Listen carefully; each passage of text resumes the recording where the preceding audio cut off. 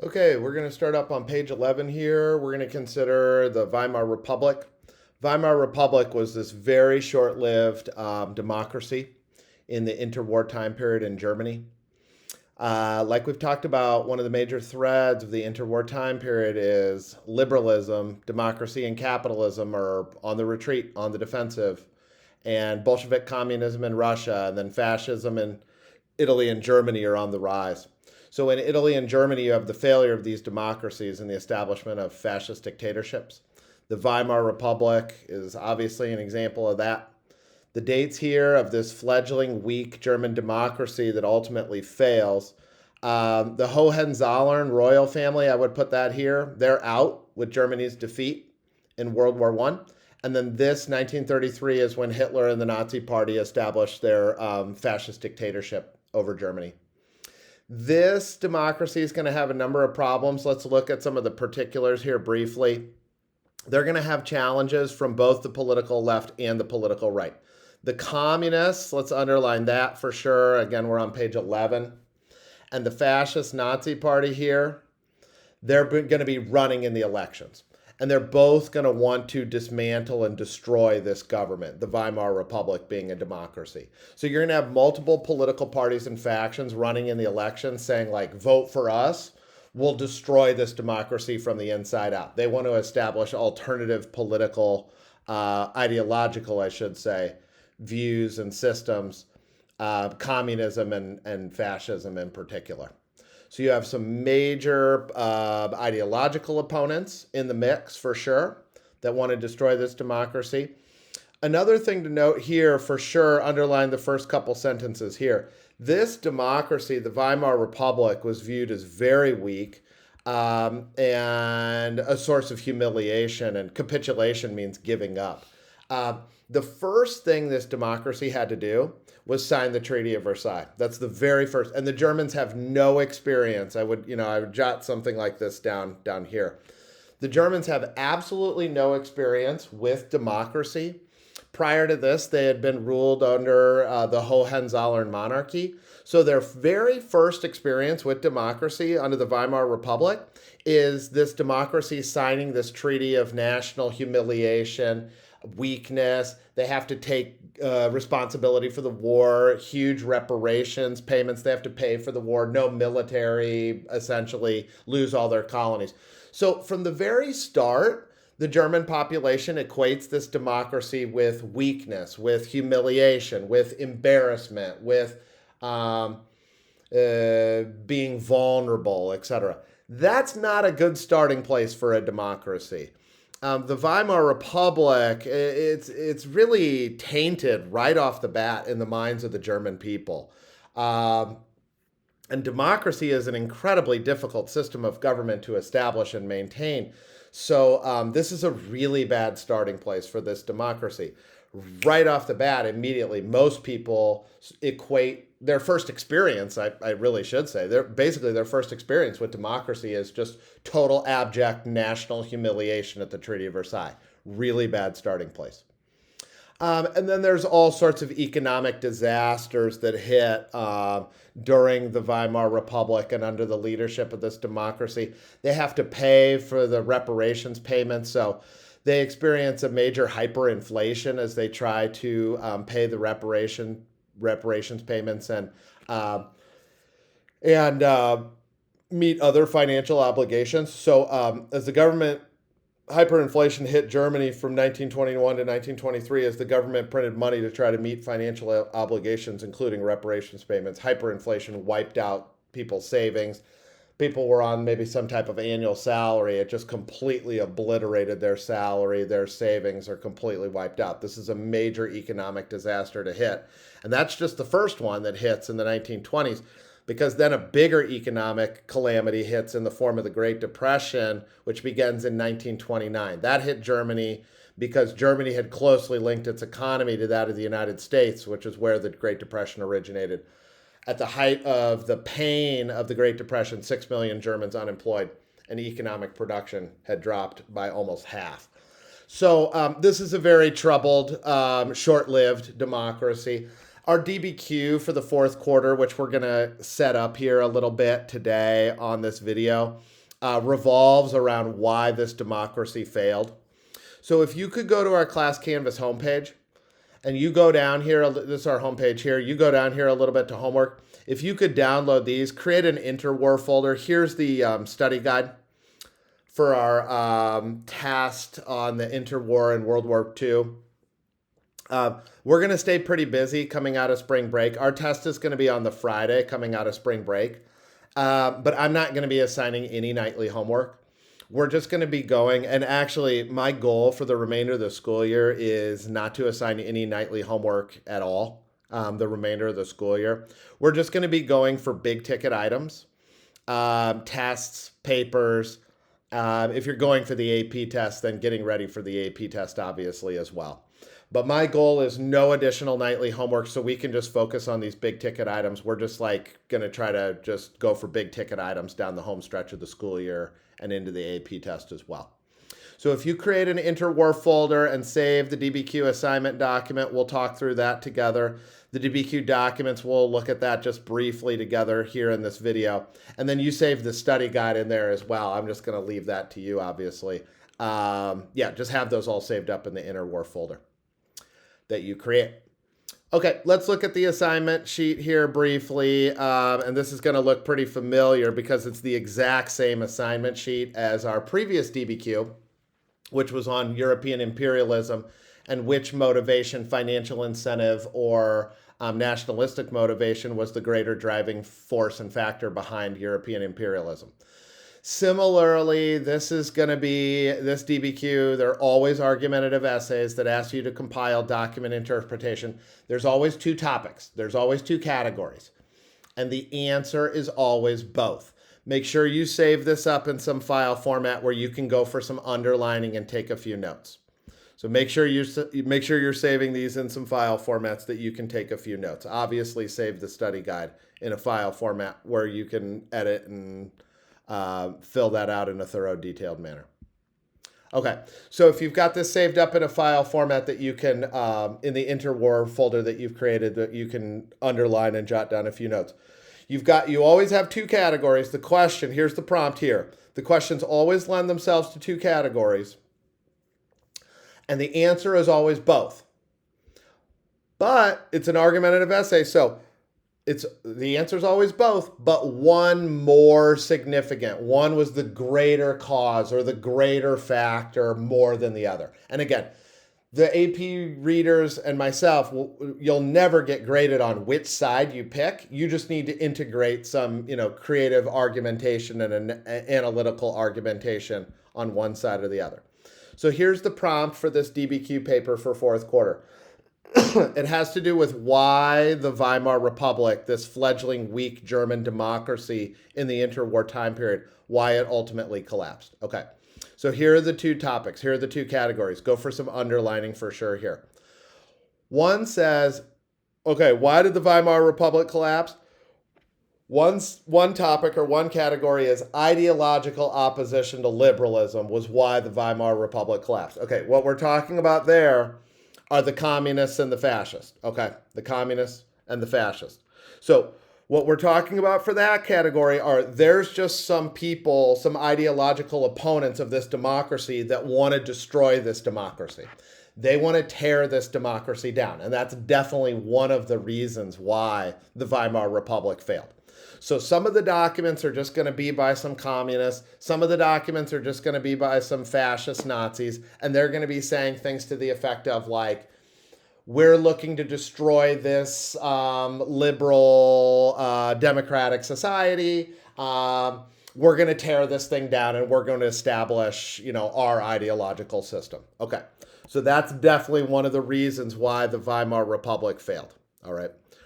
So that's one category. Some of the documents are going to be speaking to ideological opposition of the communists and the fascists. So jot that down. You're talking about the communists and the fascists here. Or was the collapse of the Weimar Republic due to the weakness and ineptitude of this government itself? And weakness, that's obviously pretty, that's clear. But ineptitude means like dysfunction, inability, that the government's just not very effective. Okay, this democracy, it just had a lot of problems. Its vision wasn't particularly clear. It didn't run the economy particularly well. I mean, you have especially the hyperinflation. Uh, it wasn't very effective. So ineptitude means ineffective, dysfunctional. Okay. So then there's going to be other documents that say, oh man, this democracy, it's just really poorly run. It's got a lot of issues, et cetera, et cetera. Okay. So which was the greater factor behind the collapse of the Weimar Republic? And each document is either going to go in one category or the other. Again, you're going to have some communists and some fascists saying like, we're looking to destroy this democracy. Okay, that was definitely part of the factors that led to the collapse of the Weimar Republic. You're going to have other documents that say, man, this government is just really poorly run and really unclear. And okay, so that's an issue as well. Again, the answer is always both, but one, more than the other. So it's the exact same structure. It's the exact same framework. All the AP history essays, they have two topics. The answer is always both, but then in the argumentative piece, you say, but one more than the other. Okay. So just a quick review, and you obviously read this. The key, again, to doing well on this essay is read and reread the direction. I know you just did one of these essays, but don't get too overconfident. Make sure you're reading and rereading the directions and asking for help. Okay, so again, it has all the specifications here, the intro. We need historical context, the run-up to the interwar time period, the run-up to the collapse of, okay, so give us some historical context. You could talk about, obviously, the First World War and, Germany's defeat or something like this. The thesis, again, you've got one topic in one sentence. It's 3 sentences for the thesis. The other topic, specifics about the other topic in the other sentence, and then some initial argumentation. For the body paragraphs, make sure, do not quote the documents. Instead, provide your summary of what the author stated and why it relates to that topic. So here's what the author said, et cetera, et cetera, et cetera, and here's why it fits into the ideological opposition topic. Paragraph, body paragraph. Similarly, underline this as well. It's the same statement, but of course it's going to be for the other category, the other topic. Here's what this author said, okay, and here's why it fits into the government ineptitude category, and therefore body paragraph. And then in one of the body paragraphs, you need to say, okay, yeah, it's both. Clearly, people are saying it's both. Some people are clearly demonstrating that it's ideological opposition. Other people are clearly stating that the government had a lot of issues and problems, but it's one more than the other. One had the greater influence, the greater impact, the greater significance in the phenomenon. In this case, the phenomenon is the failure of this democracy into a fascist dictatorship. And then you've got these other pieces as well, evidence beyond the document in bold, the point of view statements in italics. In the conclusion, you just go for 3 sentences and you redo the thesis and you try to make it even better. So again, these essays are not going to be super pretty. These are going to be more like Frankensteinian monsters like we talked about in terms of you just need the different pieces and components. And that's why if you scroll down here, we've got all the different points and components here. This is one way to visualize it and break it down. If you keep scrolling down, we've got the different parts in terms of how long they should be and what you need to be doing in each section, okay?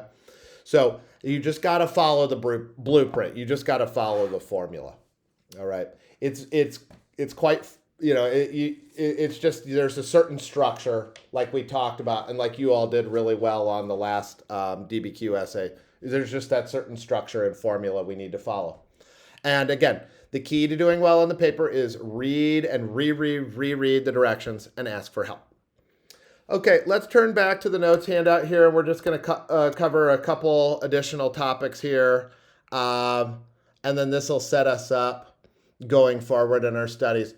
On page 12, I'm going to leave you to read this. But on page 12, there's like this little glimmer of hope for this democracy. The Dawes Plan was like stabilizing the German economy a little bit, getting them out of that hyperinflation. It was kind of linking the German economy with the American economy, which worked for a little while, but ended up spelling total disaster and doom.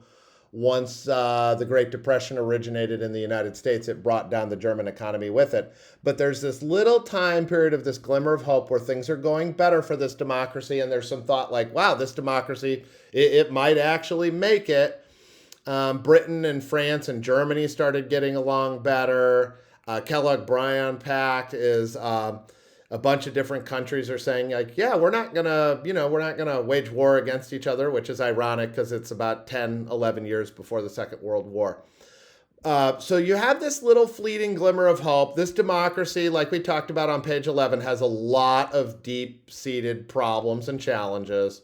There's this little glimmer of hope, but really the turning point is, and here we're flipping to page 13, really the turning point is the Great Depression.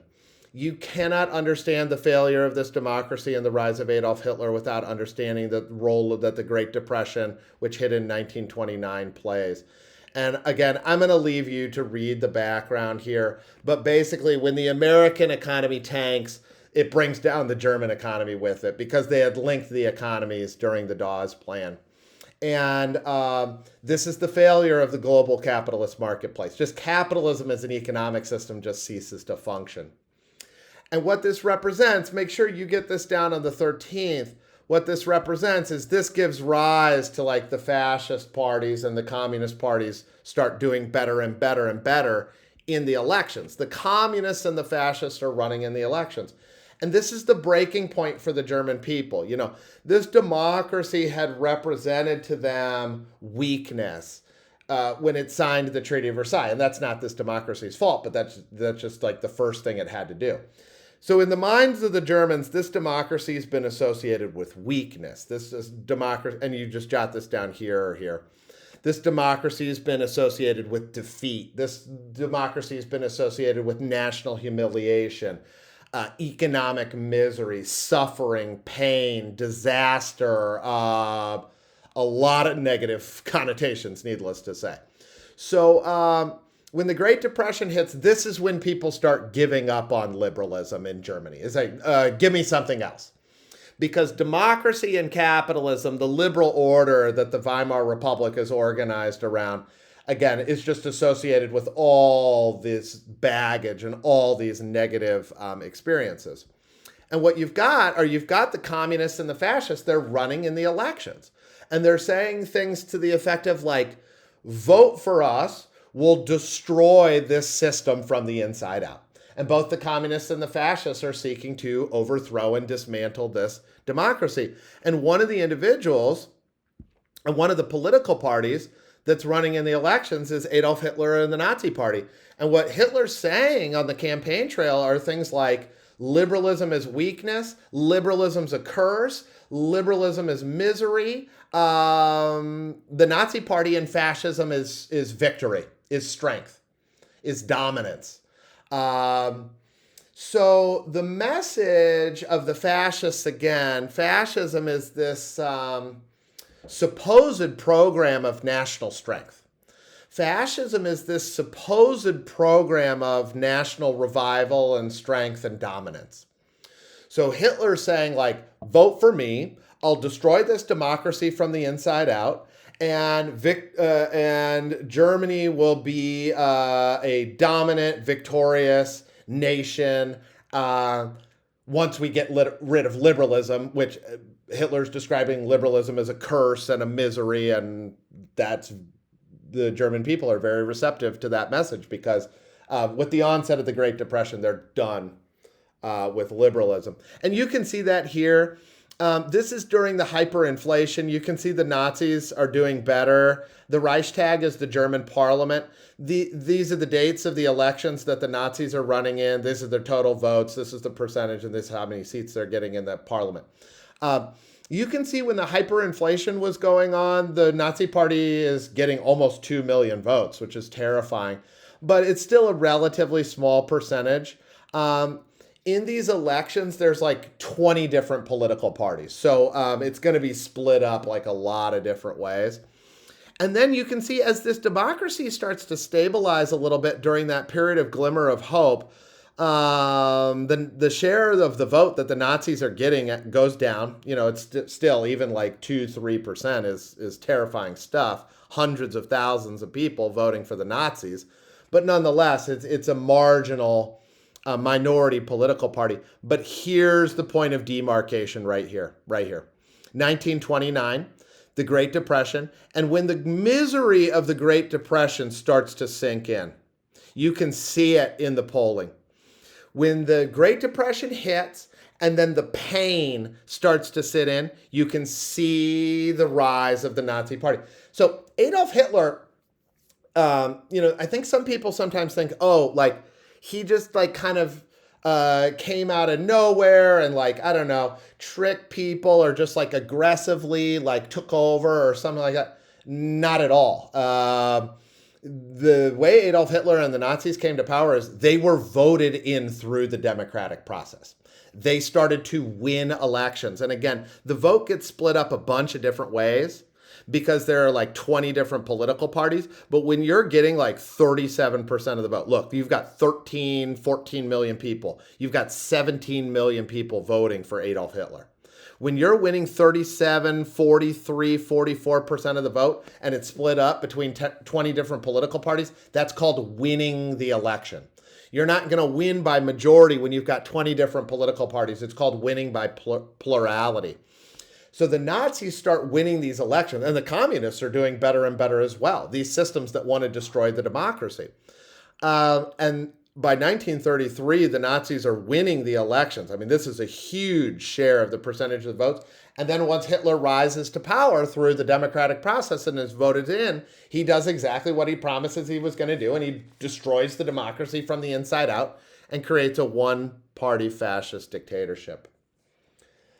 Let's take a look at page 14, which is the last page we're going to look at together. And we'll just get a little bit further insight into the outlook and the worldview of the Nazis, the German fascists, as led by Adolf Hitler.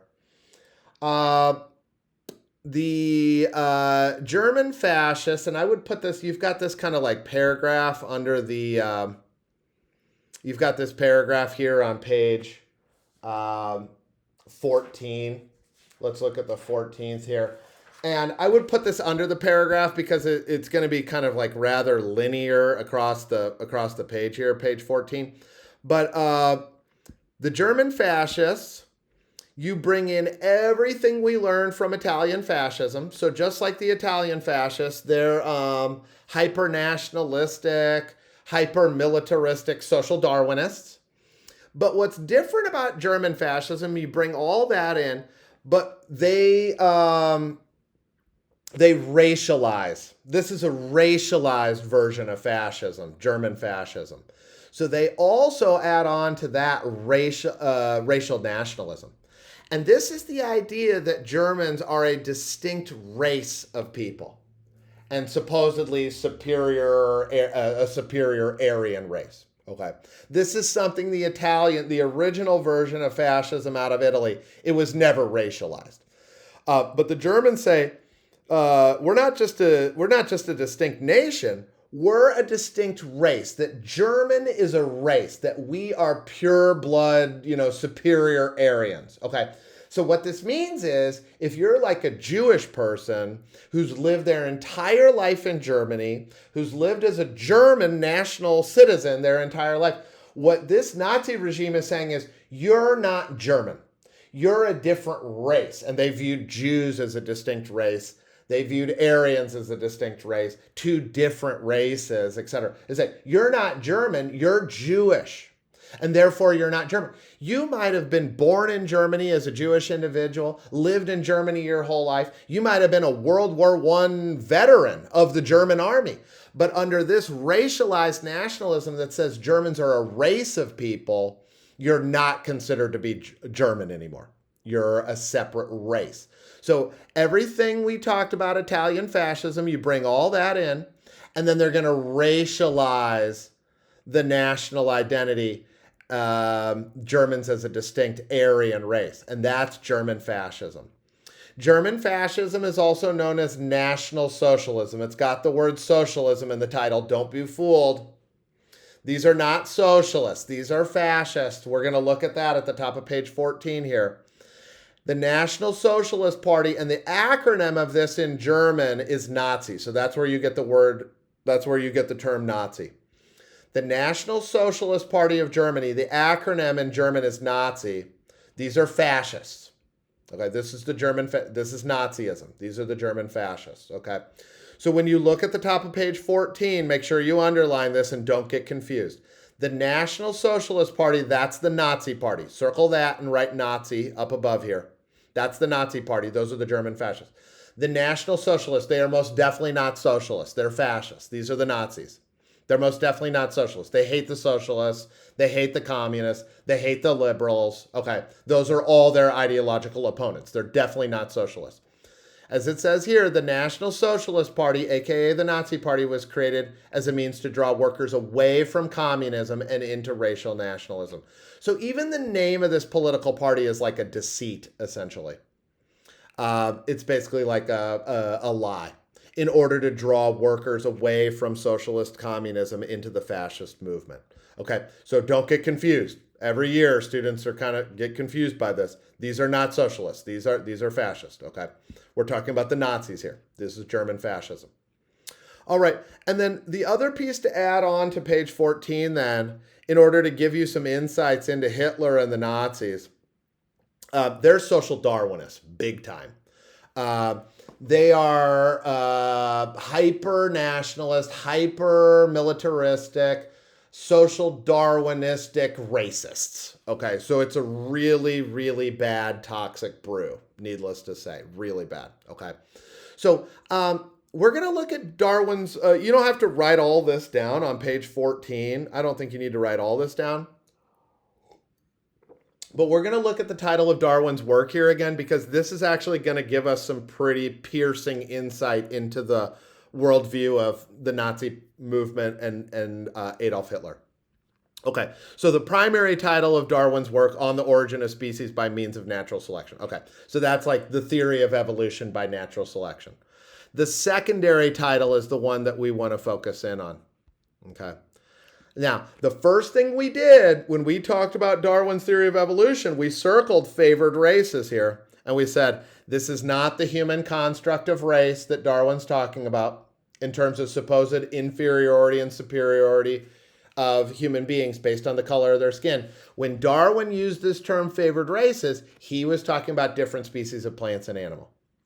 But if you want to understand Adolf Hitler and the Nazi worldview, you read this, the preservation of favored races in the struggle for life, and you read that with the human construct of race and supposed superiority and inferiority based on race, that gives you a really quick piercing insight into the Nazi outlook. The meaning of life, according to Adolf Hitler and this racist, fascist, social Darwinistic outlook, was a competition for survival between races.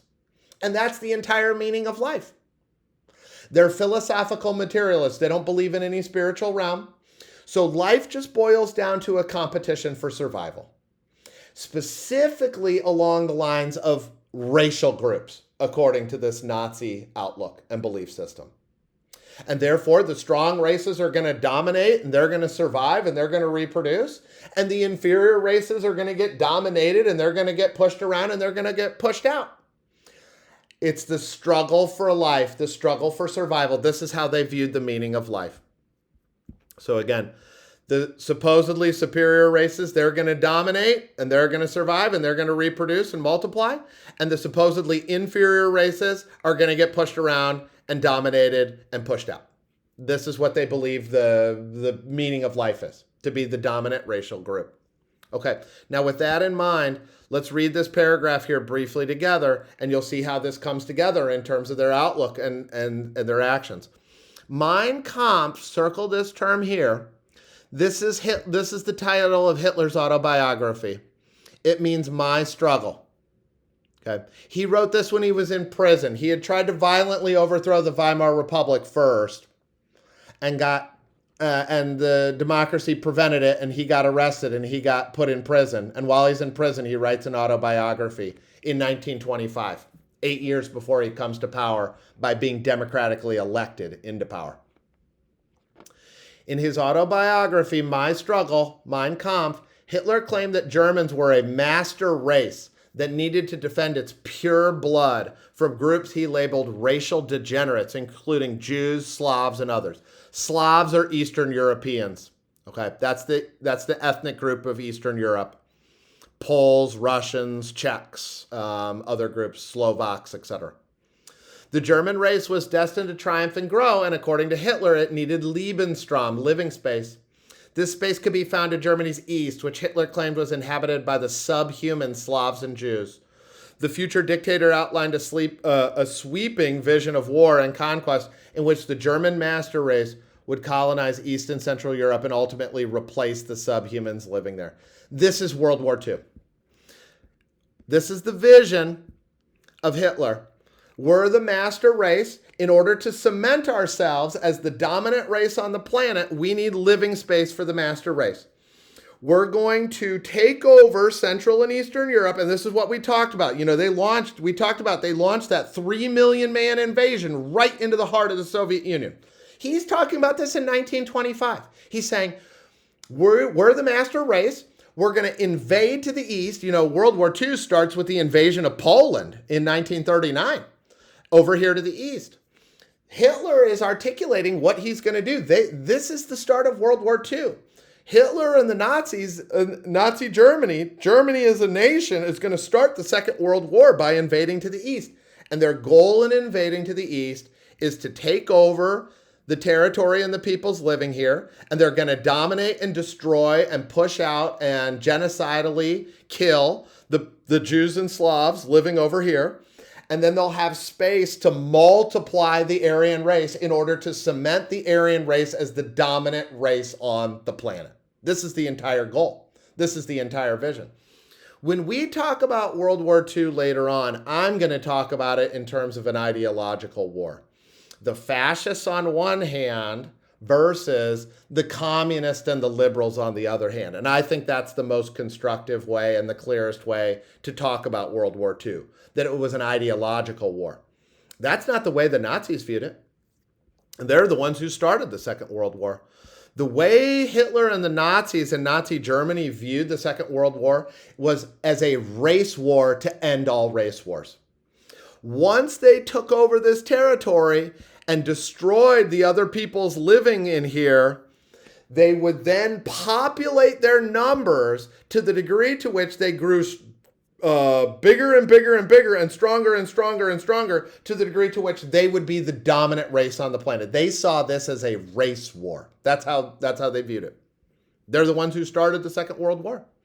In their minds, the Second World War is a race war to end all race wars, to cement themselves as the dominant race of the globe. Okay, now let's take a look at this question, and this is where we're going to finish up. I'm going to assign this for homework to be due at the end of class. On page 15, there's a number of groups targeted for all sorts of terribly discriminatory and violently discriminatory actions at the hands of Nazi Germany. As it says here at the top of page 15, targeted groups included Jews, the Roma, sometimes historically known as the Gypsies, the physically and mentally disabled, and homosexuals. And here are some of the violently discriminatory practices perpetrated against them. Forced sterilization, that means forcibly removing people's reproductive functioning. Systematic murder, genocidal violence. And government laws forbidding marriage between Jews and other Germans, Jewish Germans and Aryan Germans. How were these practices, and then this is also applied to the Roma and to the physically and mentally disabled and to homosexuals as well, okay? How were these practices of forcible sterilization, genocidal violence, murder, and government laws forbidding intermarriage and intermingling between German Jews and Aryan German Aryans. How was that in keeping with the racialized social Darwinist belief contained within the fascist ideology of Nazi Germany that we've just described? Jot down your answer to that on page 15. Take a picture of that and upload it to the homework assignment. We'll have that due at the very end of class, and that'll be your that'll be your homework assignment and the basis of your attendance for class today. Okay, thanks so much.